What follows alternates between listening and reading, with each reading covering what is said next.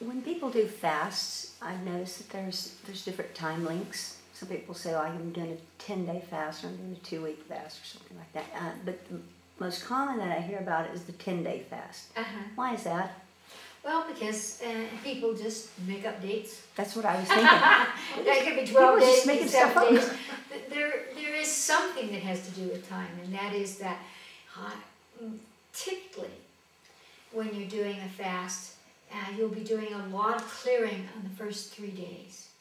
And usually by the 3rd day, the hunger and the nervousness and the jangled nerves or the tiredness or all that sort of the body adjusting to not defecating, to clearing out, to all those kinds of conversations are over.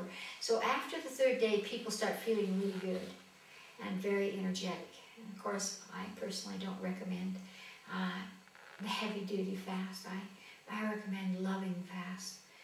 We're way too stringent on our bodies. Okay, now I'm mad at you. You haven't done what I wanted, so no food for you. You know, I'm going to punish myself for eating too much, for eating wrong. We don't have the right energy in a fast too often. We want to do a fast with great love and honor of our bodies. And so, whatever the symbology is of that for you, you know, most fasts have to do with lemon water and maple syrup or with garlic in it or whatever. But you want to have something that you're giving your body and saying, this is for you, body, and thank you for doing this. And so I recommend that you go gently into a fast and you come gently out of a fast. So you might go on a juice fast for a couple of days before you go on a water fast. And then you really want to ask your body, this isn't some spiritual idea you came up with that has to do with other incarnations that you've had where you have starved your body or that was the way to get close to God. Because though people become very clear and illuminated when they fast, because the brain frequencies are altered, again, we need to live in a world in which we don't need to punish ourselves or be so extreme to be able to have a spiritual experience or cleansing of the body. We have a lot of ways to help the body to cleanse today without starving it to death. Typically, if you start fasting, the body starts gobbling up the good cells, the protein cells in the body that are part of our life force energy before it gobbles up the fat cells or any of the other stuff. And so I think we need to be a lot more conscious, and a lot more listening to what our bodies are asking for in our processes of clearing. So basically it's the first 3 days that are tough.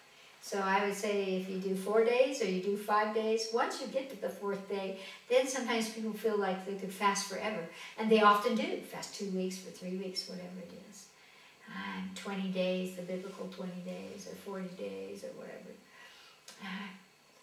But we want to listen to the body so that the physical body is in harmony, is in sync with our emotional bodies and our spiritual bodies.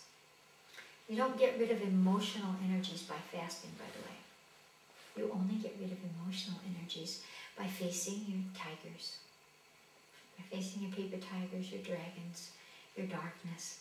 And you do that by facing it with light.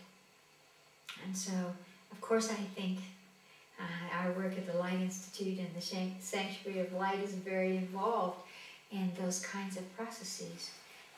To do it with gentleness, to do it with love, so that you can stand above in that faster frequency and say, oh, there's that connection.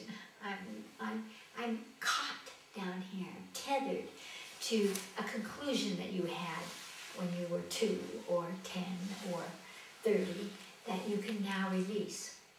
And so we want to help our emotional body to become illuminated, and we can do that by accessing our spiritual energy. But that doesn't necessarily come with starvation. Although I think it does help. And it's been traditional forever. You know, the Native Americans always would suspend food. But you see, you have to give yourself something else. So if you're going to go on a fast, then you really should not be running around working every day.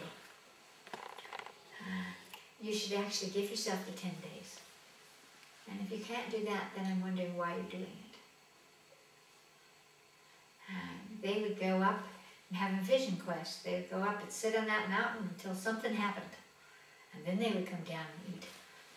And I think there was a wisdom gap. And so we need to prepare for a fast. We need to be gentle in a fast. We can be sure that there will be illumination.